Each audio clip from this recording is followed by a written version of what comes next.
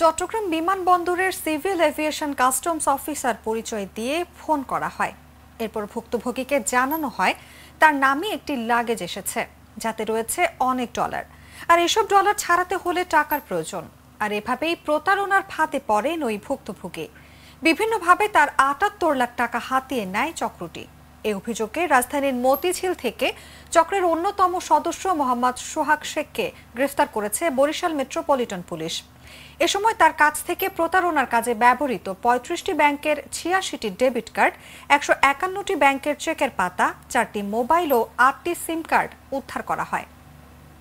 দিয়েছে NID card, যারা টাকা তুলছে বা ব্যাংক পরিচালনা করছে তাদের কেউই না।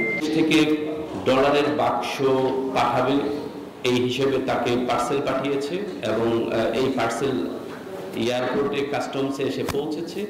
এই সংবাদ দিয়ে তাকে তার থেকে ধাপে ধাপে ধাপে ধাপে প্রায় বলা যায় যে ৭৪ লক্ষ টাকার বেশি, দুঃখিত ৭৮ লক্ষ টাকা প্রায় তার থেকে নিয়েছে। তো এই মামলা তদন্ত করতে গিয়ে আমরা এই গ্রুপটাকে শনাক্ত করতে সক্ষম হয়েছি।